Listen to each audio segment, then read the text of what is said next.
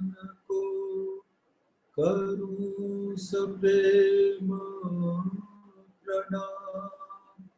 अशुभ हरन मंगल करन धनेश देव चंद्र जी नाम।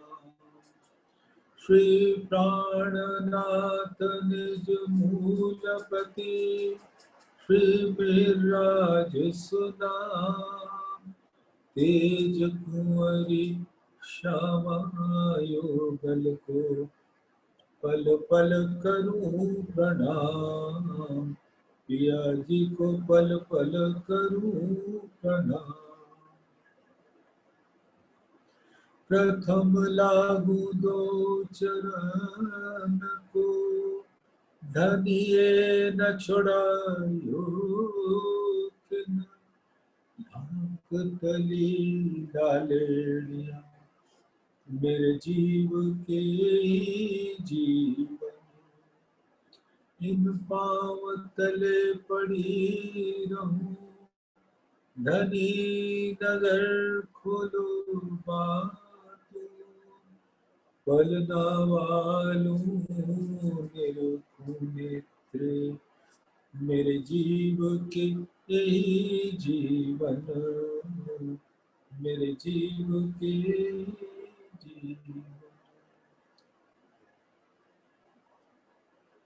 धामधनी अक्षर तीर्थ के परम प्यारे लाडले सुंदर साथ जी, परम धाम में आपके मूल तनों के कोमल चरणों में इस आत्मा के दिल का प्रेम भरा सिजदा कबूल कीजिए। प्रणाम जी। धामधनी की असीम अनुकंपा मेहर हम सब सुंदर साथ को धामधनी के दिल का रस पिला रहे हैं और हम सब सामूहिक रूप से जैसे परम धाम के अंदर 25 पक्षों में हम रमण किया करते हैं धामधनी के संग और नूरमयी इश्क की लीला में रत रहते हैं, मग्न रहते हैं, वैसे ही यहाँ पर इल्म के द्वारा वो सारी खिलवत की लीलाओं को याद दिला रहे हैं। हम सब सुंदर साथ इतने भाग्यशाली हैं कि धामधनी ने स्वयं अपने हाथ में हुक्म ले लिया और परमधाम के जर्रा जर्रा का वर्णन चर्चनी के द्वारा सुंदर साथ के माध्यम से करा रहे हैं।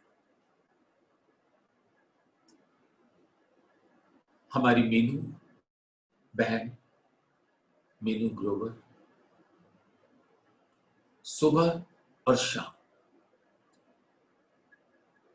किरण बहन जो प्राणनाथ ज्ञानपीठ सरसावा और इस समय वो प्राणनाथ ज्ञान केंद्र बड़ौदा में, वो इसमें पूरी तरह से भागीदार होकर सुंदर साथ को निरंतर चर्चनी का रस पिला रहे। अमित जी भी चर्चनी का रस पिला रहे। ये सभी लोग धामधनी की असीम कृपा इन पर बरस रही है जो वो धाम के सुंदर चर्चनी के द्वारा उसके पक्ष पक्ष का वर्णन कर रहे हैं। और ये सारा वर्णन हमारे प्यारे परमहंस लालदास जी महाराज,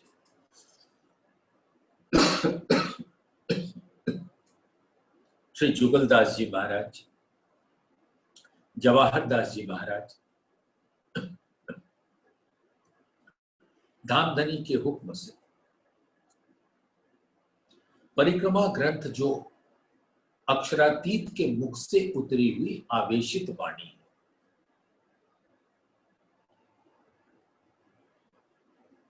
ये न समझो कि ये इंद्रावती जी के द्वारा कही हुई वाणी है या महामती जी के द्वारा कही हुई वाणी है। कहने वाले साक्षात अक्षरातीत के आवेश स्वरूप हैं। उन्होंने कह भी दिया, जो तोहे कहे हक हुक्म, यानी धामधनी के आवेश स्वरूप जो हुक्म और धामधनी की नजर का स्वरूप है, वो इंद्रावती को सुना रहे हैं। जो तोहे कहे हक हुक्म, सो तू देख महामत, फिर चितवन के द्वारा तू उसको देख, और कहो रूहन को जो तेरे तन वाहे। तो ये ज्ञान अक्षरातीत का है, और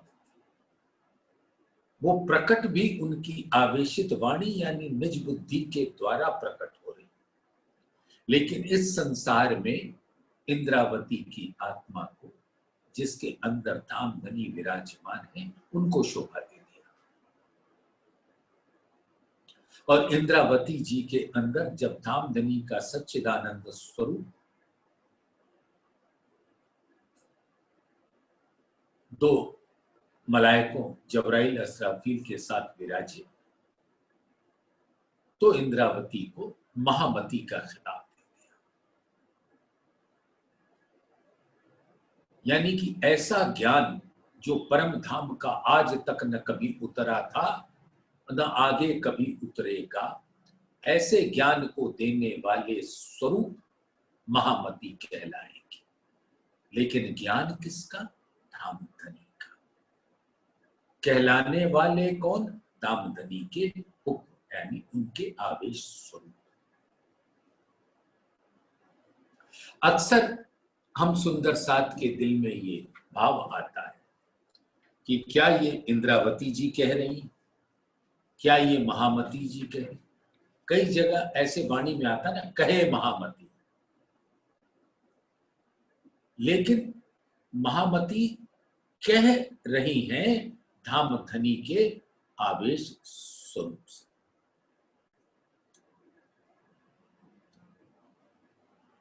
प्रकाश गुजराती और हिंदुस्तानी में ये कहा हुआ है, आ वचन महराज प्रकट ना थाय। महराज के बस की बात नहीं है कि इन वचनों को कह सके। ए वचन महामती से प्रकट ना होए। प्रकाश हिंदुस्तानी प्रकरण 4 चौपाई 14। क्योंकि ये कहने वाले साक्षात अक्षरातीत की वाणी है। तो ये जो परिक्रमा ग्रंथ है, ये तो आवेशित वाणी है, और महामती जी का खिताब लेकर प्रकट हुआ लालदास जी के द्वारा परम धाम की बड़ी कृति। और जुगलदास जी भी ने जोश से परम धाम को इसी आवेशित वाणी के सानिध्य में देखा और उसका वर्णन किया। ऐसे ही जवाहर दास जी ने जुगलदास जी के वाणी से आगे प्रकट किया। और वो चर्चनी आज हम सब सुन रहे हैं।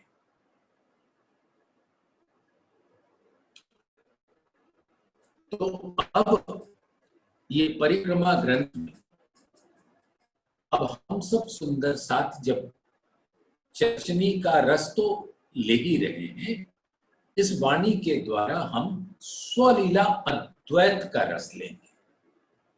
यानी जहां जहां चर्चनी में आपने वो सारे स्थान, जो हर स्थान धामधनी के दिल का नूरी स्वरूप है, वहां किस प्रकार से लीला धामधनी फरमाते हैं, ऐसा वर्णन जहां भी परिक्रमा ग्रंथ में आया है, वो हम सब इस वाणी के द्वारा उसका रसपान करेंगे।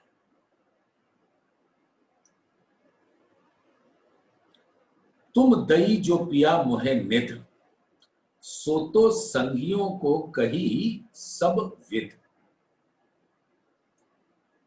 और हृदय जो मोहे चढ़ाई, सो भी देऊं इनो को दृढ़ाई।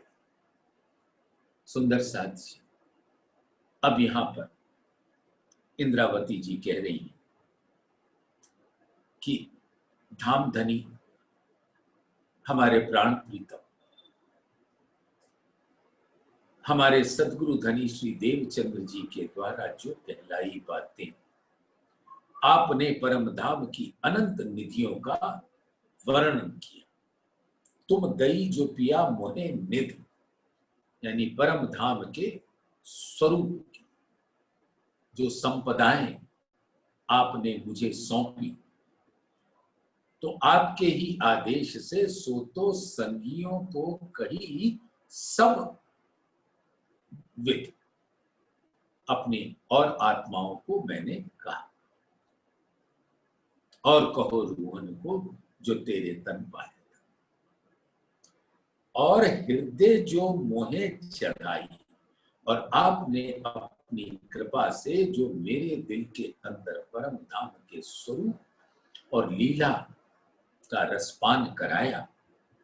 अब मेरे दिल में यही इच्छा रहती है, और वो भी आपके ही उपजाए।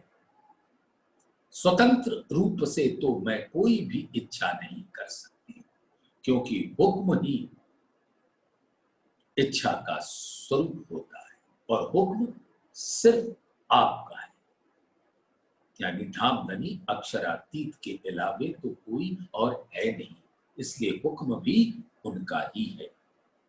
और वो आपने मेरे दिल में डाली कि जो तुमने सुना, अब सब संगी आत्माओं के दिल में उसी तरह से धारण करा दो जैसे मैंने तुम्हारे दिल में धारण कराया।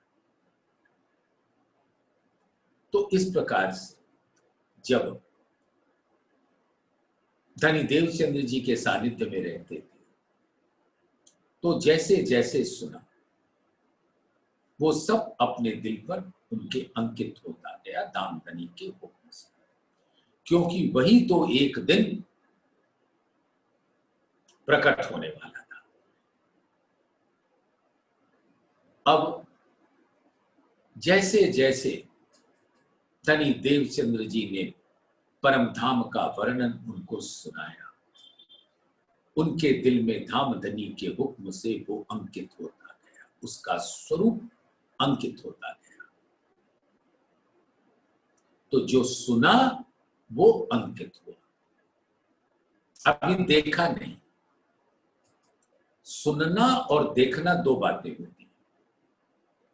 सुनने में ज्ञान दृष्टि आता है, और चितवन के द्वारा देखने में प्रेम दृष्टि आता है। सुना जाता है कानों से, और इस तन में रहकर मस्तिष्क भी काम करता है। मस्तिष्क शून्य नहीं होता, जीव का मस्तिष्क शून्य नहीं होता, लेकिन चितवन तो मात्र दिल से की जाती है, देखा जाता है। ये सुनने और देखने में जरा सा बारीक सा अंतर है। तो जैसे उन्होंने सुनाया उसको दिया।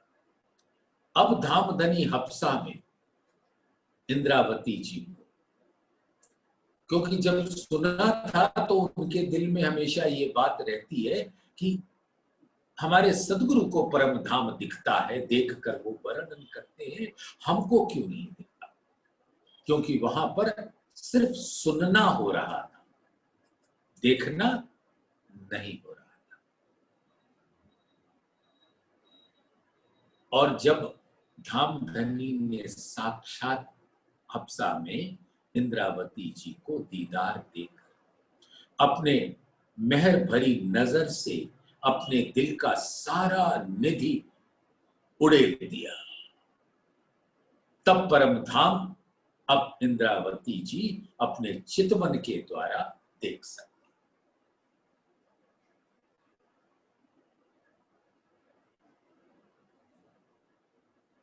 तो जब इसमें पहले किया वर्णन अर्श का, रू अल्लाह कह, यानी श्यामा जी जो धनी देवचंद्र जी के कलेवर में हमारे सतगुरु तो पहले जितना उन्होंने वर्णन किया, पहले किया वर्णन अर्श का, रू अल्लाह कहल, जो उन्होंने कहा वही हमने सुंदर साथ के बीच में सुनाया। अब चितवन से कहत हूं जो देत साहेदी अकल। जब हफ्सा के अंदर धामधनी ने साक्षात दीदार देकर उनके दिल में बैठ गए और बैठने के पहले अपने हुक्म और मेहर भरी नजर इंद्रावती के नैनों में ऐसी डाली कि धामधनी के दिल के अंदर विराजमान अनंत सागरों की संपदाएं उनके नैनों से होते हुए, इंद्रावती जी के नैनों के द्वारा होते हुए उनके दिल में आकर दृढ़ हो गया। अब उसने इतना बल दिया कि जो तोहे कहे हक हुक्म सो तू देख महा। और देखा कैसे जाता है? दिल के नैनों से, वो चितवन की अवस्था होती है। तो वही कह रहे हैं, पहले किया वर्णन अर्श का, रू अल्लाह के कहल, अब चितवन से कहत। अब आगे जो भी वर्णन हो रहा है वो धामधनी इंद्रावती जी के अंदर बैठकर उनको बता रहे हैं और उनको दिखा रहे हैं और वो देखती जा रही है। जो तोहे कहे हक हुक्म, तो कहने वाले अक्षरातीत, दिखाने वाले अक्षरातीत और देखने वाली इंद्रावती। तो किया कराया तो सब अपने प्राण प्रीतम अक्षरातीत नूर जमाल। बस इंद्रावती जी को उसका रसपान कराकर कह रही कि अब मैं चितवन के द्वारा सब संगी आत्माओं को सुना। रास कहया कछु सुन के, अब तो मूल अंकुर, कलश होत सबन को नूर पर नूर सिर नूर।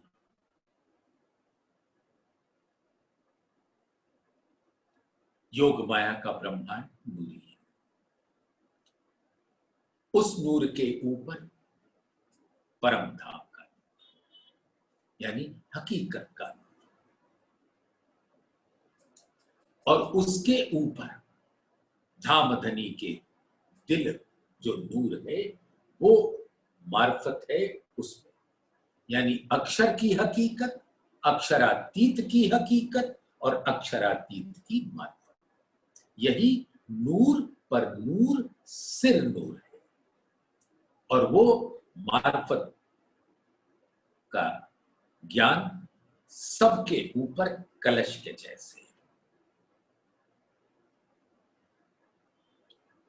तो अब इंद्रावती जी कहती हैं कि धामधनी ने दीदार देकर हमारे मूल अंकुर को जगा दिया, तो अब ये मूल अंकुर परम धाम का है। तो धामधनी ने ऐसा बल दिया कि अब मैं चितवन के द्वारा सब कुछ देख सकती हूं और देखकर वर्णन कर सकती हूं। सुंदर साथ इस प्रक्रिया को अपने दिल में धारण कर ले। जो तोहे कहे अब हुक्म सो तू देख। अक्षरातीत कहते जा रहे हैं और इंद्रावती जी देखती जा रही हैं चितवन के द्वारा।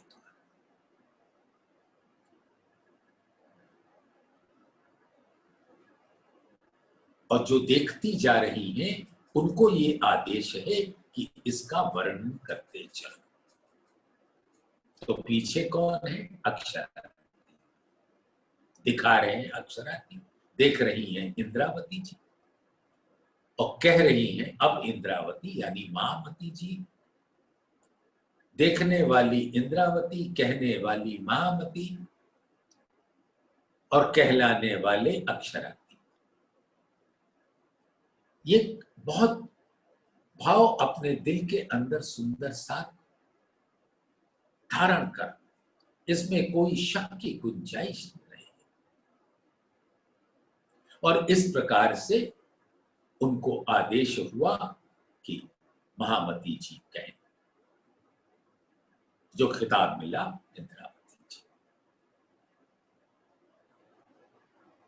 तो जो तोहे कहे हक हुक्म यानी अक्षरातीत,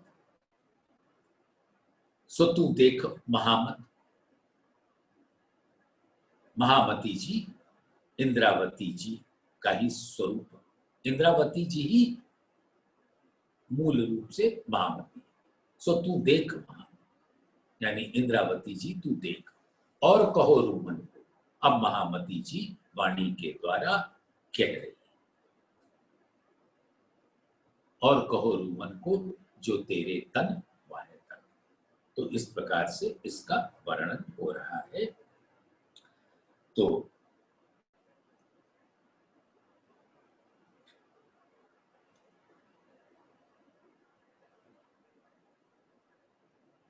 तो सुंदर साथ जी, इंद्रावती जी फरमाती हैं कि मेरे दिल में ये इच्छा आई कि जिस प्रकार से धाम धनी ने परम धाम की सब निधियां मेरे दिल में दृढ़ कर दिया, वैसे ही मैं भी सुंदर साथ के दिल में दृढ़ करा। अब आगे के कुछ चौपाइयां ऐसे होती कि जो देवचंद्र जी ने सुनाया था। उन्होंने 3 चबूतरे का वर्णन किया। धाम रोस पर जो 10 हांस का पहल है, 201 हांस, तो 10 हांस, उसके दाएं बाएं 25-25 हांस, उसके बाद सब 30 हांस। इस प्रकार से 6000 मंदिर की का फिरावा होता है रंग। तो जो धाम रौस है,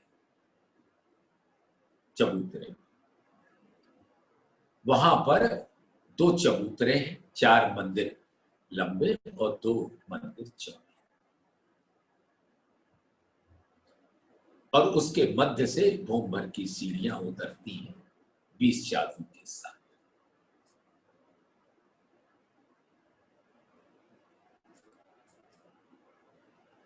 और 10 स्तंभ है, हीरा माणिक पुखराज पांच नीलवी दाहिनी ओर, और इसी प्रकार से हीरा माणिक पुखराज पांच नीलवी बाएं, उत्तर की ओर और दक्षिण की ओर। और जो हीरा के दोनों थंभ हैं, उसके बीच में चौक है, और इधर 4 मंदिर, इधर 4, वो 2 चौक। और सीढ़ियों से उतरकर चांदनी चौक, 166 मंदिर लंबा और 166 मंदिर का चौड़ा, अति नूरमयी। वहां जो रेती है, कोई गोल है, कोई 2 खुनी है, कोई 3 खुनी है। ऐसे ही जब जमुना जी के रौस पे जल रौस पे जाएंगे तो वहां भी रेती इसी प्रकार की, सब नूरी श्वेत आभा को धारण किए। तो देवचंद्र जी ने बताया कि वो 2 चबूतरे के आगे चांदनी चौक में सीढ़ी के दक्षिण तरफ एक चबूतरा है, 33 मंदिर का लंबा और 33 मंदिर का चौड़ा, और उसके मध्य में तो गोमती जी चांदनी का हरे रंग का वृक्ष है। और जो दाहिनी तरफ है, ऐसा ही सुंदर चबूतरा जिस पर लाल वृक्ष है, उसका वर्णन देवचंद्र जी ने नहीं किया, क्योंकि वो परीक्षा लेना चाहते थे इंद्रावती जी का। राज्य भी तो परीक्षा लेते हैं, कुछ बता देते हैं और फिर कहते हैं बाकी तुम देखो। और अगर कहीं अटके तो मैं हूं ना, फिर कोई समस्या नहीं है। जैसे इसी परिक्रमा ग्रंथ प्रकरण 3 में जैसे चल रहा है, जब धाम की बीतक आएगी, 8वें प्रहर की बीतक, तो उसमें 8वीं 158 नंबर की चौपाई, अब क्यों रे कहूं प्रेम इत को, सुख लेवे चाहिए चित्त को। जैसा तुम्हारे दिल में आ रहा है वैसा सुख लो, सुख लेवे चाहिए चित्त को, सुख लेवे सारी रात, तीसरी भोम आवे उठ प्रात। तो रात्रि के 9 बजे से सुबह 6 बजे तक कैसी कैसी लीला होती है हर रंग पर वाली मंदिर में, वो सिर्फ एक चरण में आपको सुना दिया, सुख लेवे सारी रात। अब वो सुख धामधनी क्यों बयान करे, सुख तो आपने लिया है। अब धामधनी का आदेश है कि उस सुख को अपनी संगी आत्माओं के साथ साझा कर लो अगर चाहो तो वो सुख लेवे सारी रात हमारे ऊपर छोड़ दिया कि अब तुम लो। तो ये भी तो परीक्षा है ना। तो देवचंद्र जी के कलेवर में बैठे श्यामा जी के अंदर धामधनी अक्षरातीत अब इंद्रावती जी की परिपक्वता देखना चाहते हैं कि किस प्रकार से वर्णन को ये अपने दिल में धारण करते। तो लाल वृक्ष और उसके चबूतरे का वर्णन नहीं किया। अब सुनियो साथ सुनाऊं, पीछे निज नैनो देख देखाऊं। अब सुंदर साथ जी कह रहे हैं कि जैसा मेरे सदगुरु धनी श्री देवचंद्र जी ने बताया था, अब वो मैं सुंदर साथ को सुना रही हूं, लेकिन पीछे निज नैनो देख देखाऊं, उसके बाद मैं चितवन से देखूंगी और देखकर तुमको सुनाऊंगी। जोत जवेर चबूतरे दोए, नूरी चबूतरे, अनंत नक्काशकारियों से भरे हुए धाम रौस पर मुख्य दरवाजे के दाएं बाएं 10 मंदिर का हास होता है ना, तो 2 मंदिर का के स्थान में तो मुख्य दरवाजा है और 4 मंदिर दाएं और 4 मंदिर बाएं और 5-5 स्तंभ के बीच में 4 स्थान होता है, 4 मंदिर का। इस प्रकार से 10 पूरा होता है। तो दोनों चबूतरे के बीच में एक चौक है जो 2 मंदिर लंबा 2 मंदिर चौड़ा, और फिर वो मुख्य दरवाजा है। और मुख्य दरवाजे का जो स्थान है वो 2 भूम ऊंचा है, बिलंद दरवाजा, दर्पण रंग,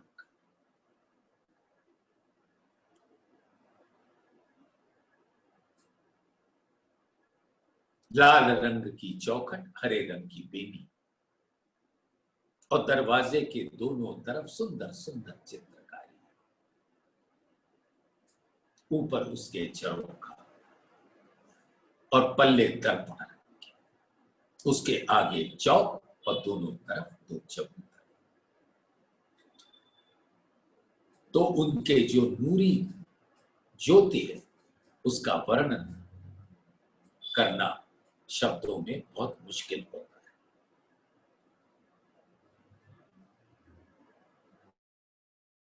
वो नूर तेज है धामधनी के दिल का, और उस तेज से प्रकट होता है ज्योति। अब रूहें जब चितवन के द्वारा देखती हैं तब वो उनकी आंखें नहीं चुधियाती, लेकिन कोई इसको ज्ञान दृष्टि से ले और प्रयास करे उसको देखने का तो उसकी आंखें मान लो चुधिया ऐसे जाएंगी कि दिखना बंद हो जाए। जैसे सूरज की तरफ देखो तो आंखें चुधिया जाती हैं और लगातार देखो तो आंखों से दिखना बंद हो जाए। और खास तौर से जब सूर्य ग्रहण का वक्त। लेकिन परम धाम के ये नूरी चबूतरे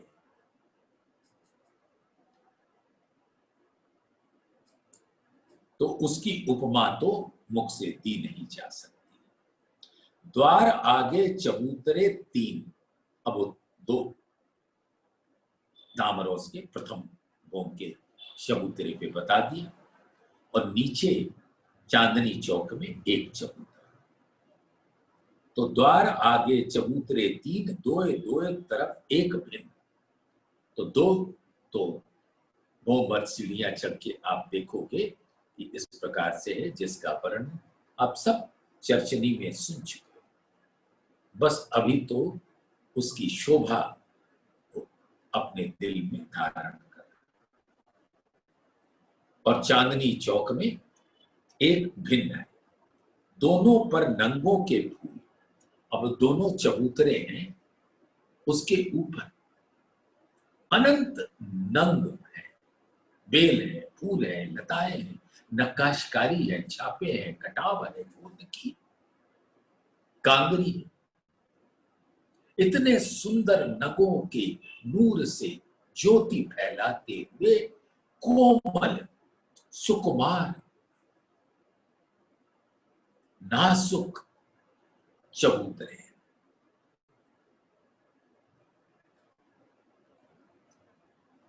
दोनों पर नंगों के फूल चित्त निरखे होत सन हो। अब जब आत्मा अपने दिल के नैनों से देखती है तो अनंत आनंद के सागर में डूबकर संकुल होती है, प्रसन्न होती है, प्रफुल्लित होती है। बेला कई रंगों कई नकस देखो एक दूजी पे सरस। बेल फूल लताएं और सब एक की शोभा एक दूसरे पे मानो चढ़ती हुई आ रही है। ता बीच चरनी केती कई रंग, और फिर सीढ़ियां उतरती, 100 सीढ़ी और 20 चांद। चांदों को पगथिया भी कहते हैं, जहां पग रखा जाता है। सीढ़ी पे तो चढ़ते चले जाते हैं, फिर जो चांदा होता है वहां जैसे विश्राम करते हैं। तो 5 सीढ़ी चढ़ी, फिर चांदा आके विश्राम किया, फिर 5 सीढ़ी चढ़ी। इस प्रकार से 100 सीढ़ी चढ़ते हैं। एक एक सीढ़ी एक एक हाथ का होता है। जो सीढ़ी उठती तो ऐसे सीढ़ी उठी फिर ऐसे गई। इसको अंग्रेजी में तो राइज और ट्रेड बोलते हैं, हिंदी में तो आप समझ सकते हो, सीढ़ियां तो आप सबने चढ़ी। तो ऐसे 100 हाथ चढ़ते हैं। चांदे में कोई राइज नहीं होता, सिर्फ ट्रेड होता है। तो इस प्रकार से 100 सीढ़ियां 100 चांदे,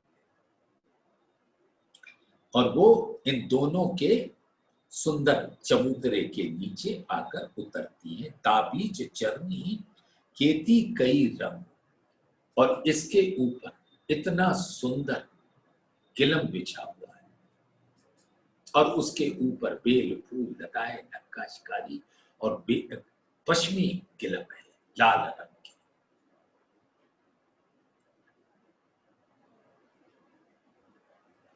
तो उस दोनों चबूतरे के बीच में जो चौक है वहां से उतरते हैं सीढ़ियां। तो 20 चांदों के 5 की चौड़ाई होती है, 5 मंदिर, और 2 मंदिर की लंबाई, जैसे सीढ़ी का बताया।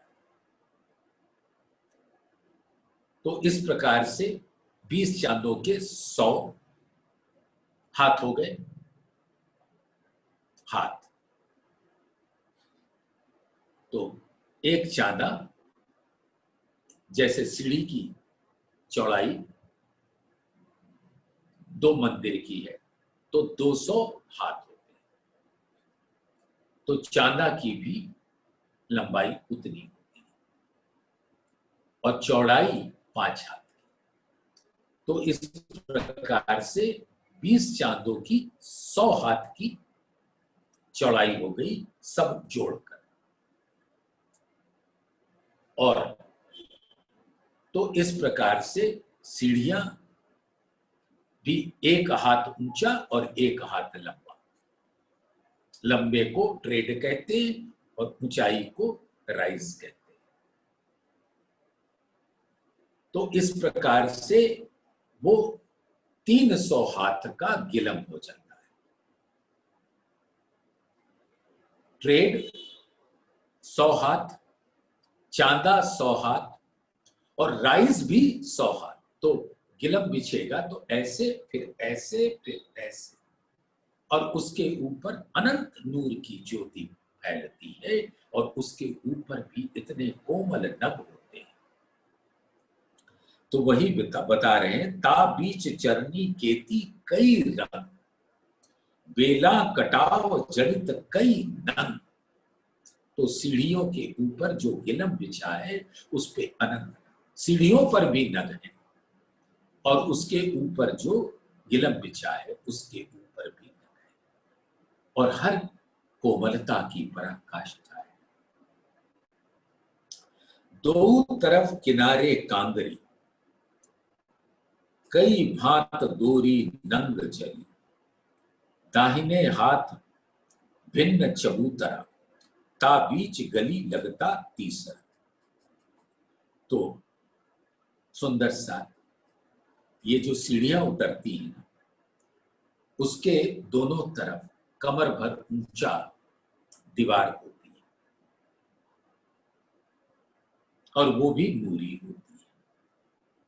उस पे कांगरी बनी होती है, नग जड़े होते हैं, और उसके अंदर मानो दोरी के शोभा बनी रहती है। और परम धाम की ओर से देखें तो दाहिनी तरफ यानी दक्षिण की ओर एक चबूतरा है जो भिन्न है। ऊपर देखा हमने कि 4 मंदिर का लंबा चबूतरा और 2 मंदिर का चौड़ा, और नीचे का जो चबूतरा है वो 33 मंदिर लंबा और 33 मंदिर चौड़ा। तो वो भिन्न हो गया ना उसकी आकृति।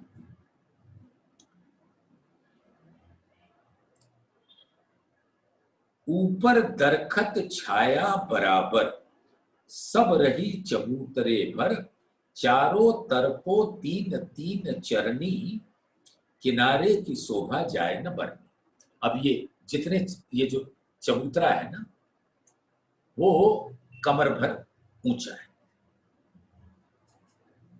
तो 3 सीढ़ियां होती है चारों तरफ।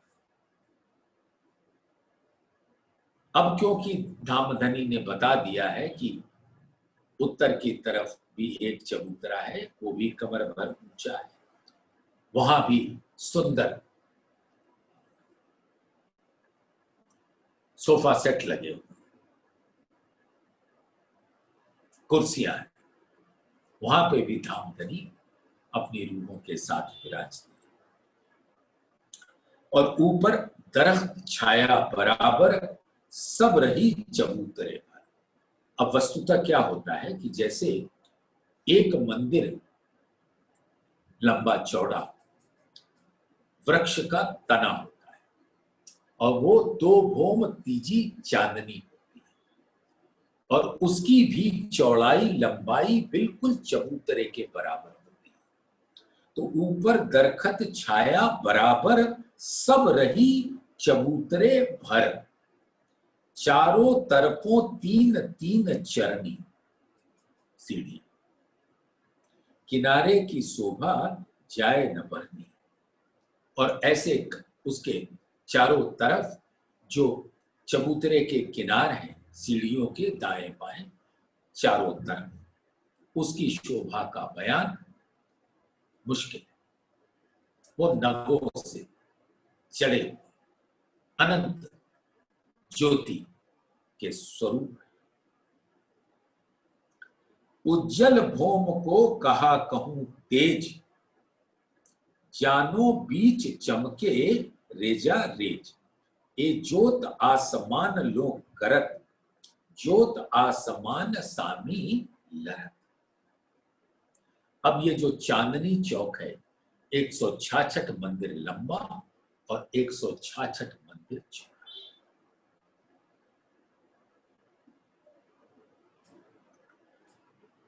उसके ऊपर नूर की रेती बिछी है जिसका आकार कोई गोल है, कोई 2 खुना है, कोई 3 खुना है और अति कोमल है, नूर का है।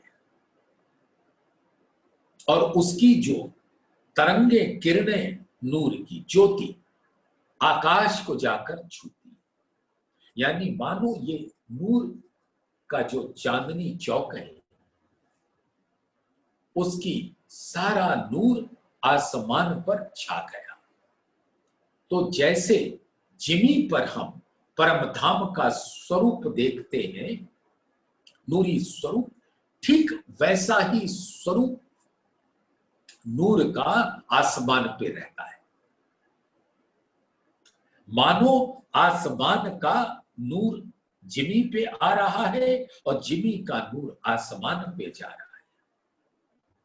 ऐसे भी दिल में विचार आ सकता है कि मानो आसमान पे जो कुछ है उसका प्रतिबिंब है जिमी पर, या जिमी पे जो कुछ है उसका नूरी प्रतिबिंब आसमान पे झलक रहा है। उज्जल भौम को कहा कहूं तेज। नूर का मूल स्वरूप तेज है। उस तेज से ज्योति की किरणें, तरंगे, लहरें उठती हैं और वो आसमान तक जाती है, टकराती है। ये जितने वन परम धाम में है सबकी ज्योति आसमान पे जाकर लहराती। जमुना जी के जल आसमान तक चलता है। और सोचो सुंदर,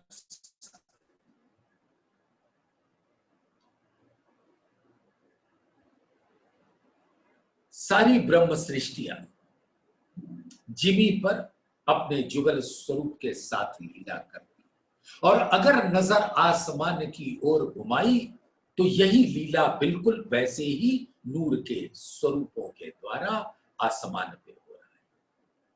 और सारे नूर माहो माहे करें जंग, इठलाते हैं बल खाते हैं। ऐसे लगता है मानो प्रेम का युद्ध कर रहे हैं।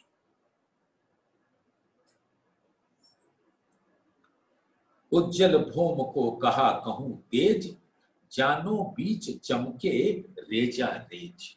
ये जितने जो चांदनी चौक की रेती है उसका जो ज्योति है वो चमक रहा है। ये ज्योत आसमान लो करत, ज्योत आसमान सामी लरत। तो ये सारा नूर आपस में मानो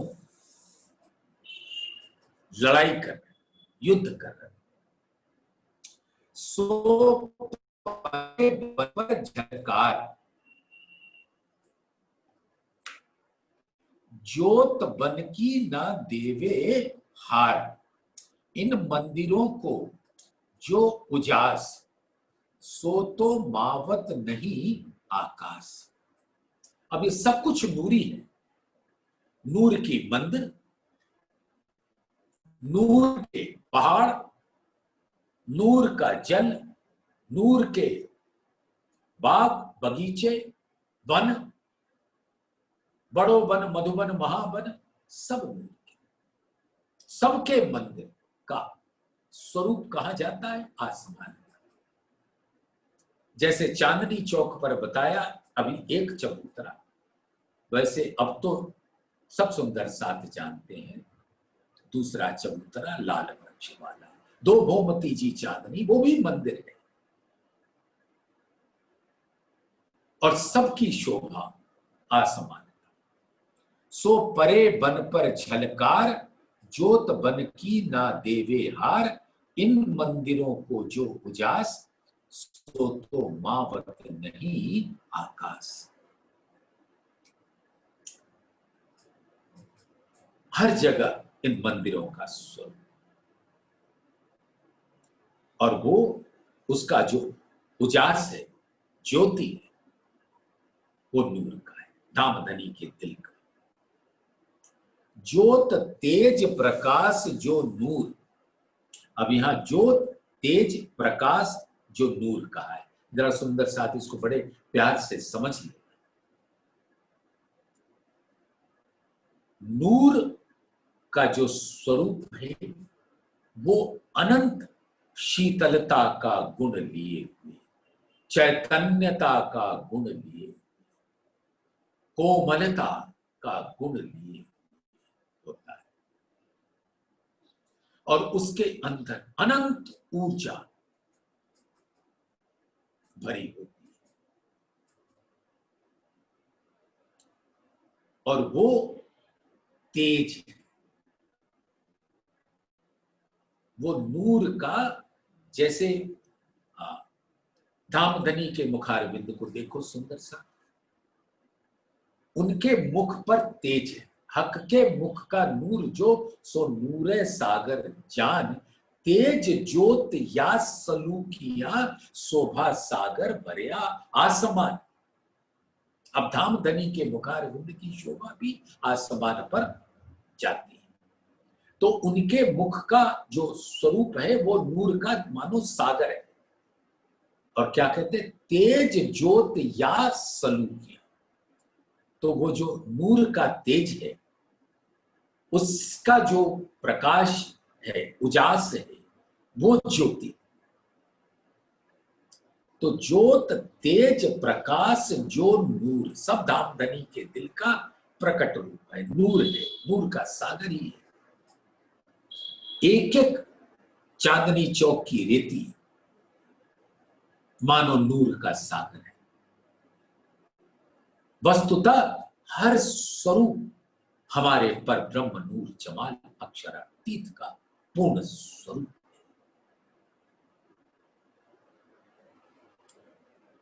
तो ज्योत तेज प्रकाश जो नूर, सब ठौरों शीतल सत सूर।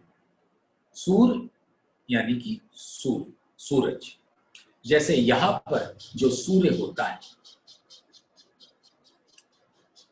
उसका जो तेज है वो बहुत दाहकारक होता है,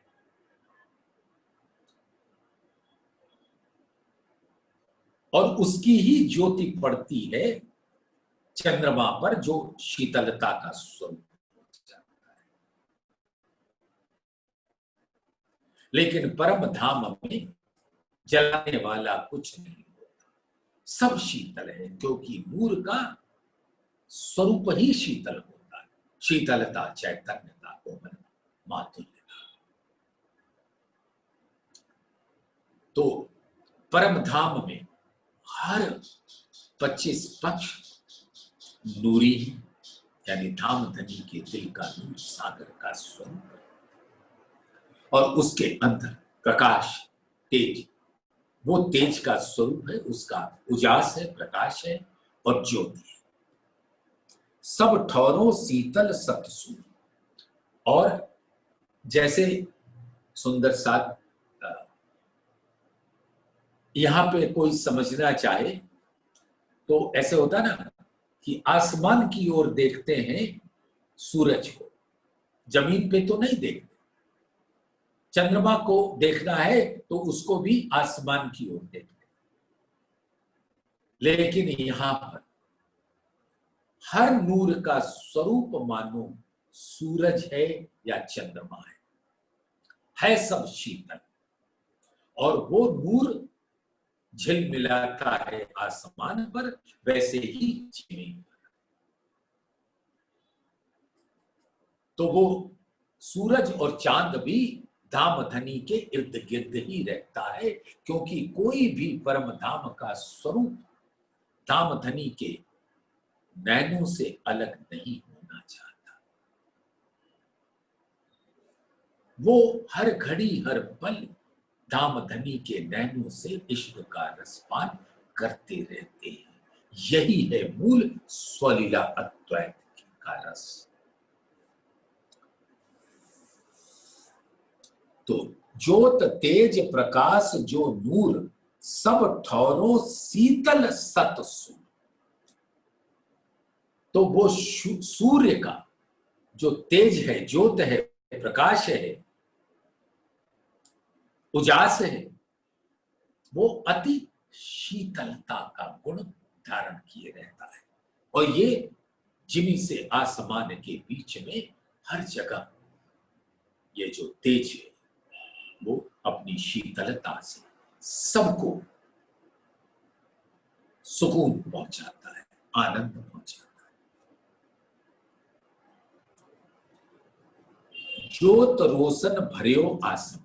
तो जिमी के ऊपर जितने 25 पक्ष का स्वरूप है, इसकी ज्योत सीधा जाकर आसमान पे लहराती है, झिलमिलाती है। हर वृक्ष का स्वरूप, हर जल का स्वरूप, हर मंदिर का स्वरूप, हर महल का स्वरूप, हर पहाड़ का स्वरूप, जैसे जिमी पर वैसे आसमान। आसमान क्या है? वो धामधनी का दिल ही तो है। तो परम धाम के 25 पक्ष खिलवत बसता कहां है? धामधनी के दिल में ही तो बसता है। तो जिमी पे लीला होती है और उस लीला का नूरी स्वरूप आसमान पे रहता है।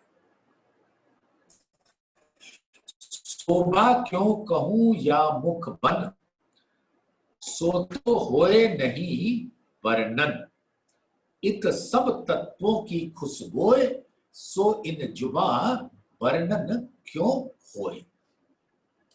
अब सुंदर सा सब आत्मा का स्वरूप आप अच्छी तरह से अब जान चुके। जिमी जात भी रूह की, रूह जात आसमान। रूह किसको कहते हैं? दामदनी के दिल को। दिल ही आत्मा है जिससे तन लीला करता है और फिर उसका रस वो आत्मा पाती है। तो आत्मा या रूह कहो, भाषा भेद है। वो उसके दिल में धामधनी ऐसी इच्छा डाल देते हैं कि वो तन को आदेश मिल जाता है वो लीला करने के वास्ते। और लीला का जो रस है, आनंद, वो रूह लेती है।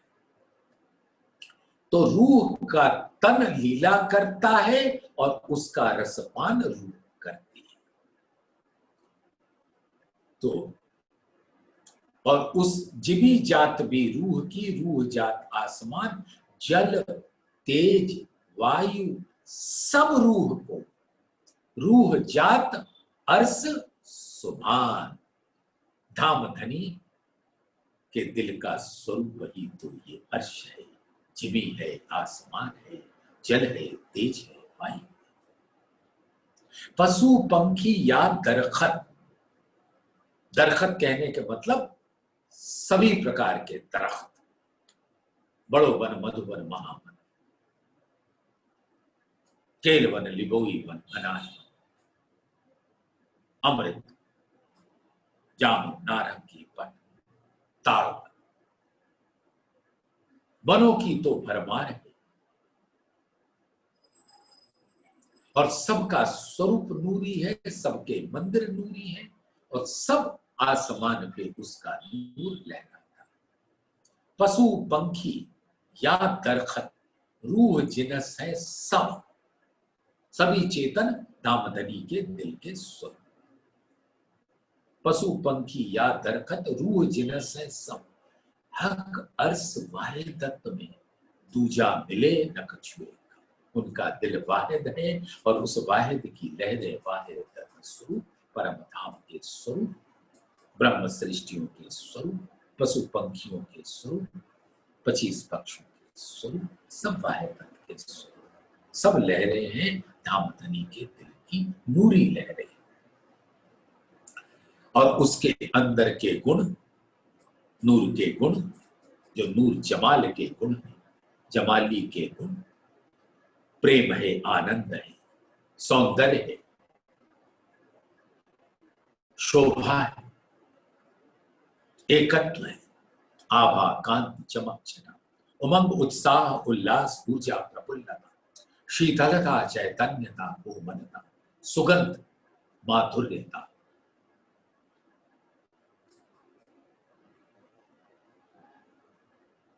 कृपा, संगीत, करुणा, ये सारे गुण जमाली के गुण कहलाते हैं, जो सौंदर्य के गुण। ये गुण प्रकट होते हैं सौंदर्य के रूप में। तो कह रहे हैं, शोभा क्यों कहूं या मुख बन, सो तो होए नहीं वर्णन। इत सब तत्वों की खुशबोए, सब नूरमयी इश्क तत्व है। इत सब तत्वों की खुशबोए, सो इन जुबा वर्णन क्यों। तो इस जुबा से कैसे वर्णन, निर्णय करना अर्श का, दिन में भी हजार, इत नूर अकल भी क्या करे, जित लदुन्नी भी इत जल वाय के चलत जो पूर, सो मैं क्या कहूं ताको नूर। जल के जो उठत तरंग, ताकि किरणा देखावे कई रंग। तो सुंदर साथ धामधनी के प्रेममयी परम धाम के स्वरूप शोभा को परिक्रमा ग्रंथ के द्वारा स्वलीला अद्वैत का रस हम सब सुंदर साथ उसका पान करेंगे और उसकी चर्चनी के पान तो हमारी मीनू बहन, किरण बहन, अमित भाई, विजय भाई कराते ही रहते। उसको भी देखो और वाणी को भी ग्रहण करो और उसके रस का पान करो और सभी सुंदर साथ के चरणों में वो दान बोध प्रणाम। सबकी दामधनी के हुक्म से जो ये प्रयास चल रहा है कि सबको परिक्रमा के रस में डुबा दें, तो हर कोई प्रयास जैसा धनी की हुक्म होता है वैसा कर रहे हैं। तो सुंदर साथ इसी पर आज 18वीं चौपाई पर विराम देंगे और इसके बाद कल से इसी चौपाई से प्रारंभ करेंगे। इत जल वाय के चलत जो पूर्व, सो मैं क्या कहूं ताको नूर।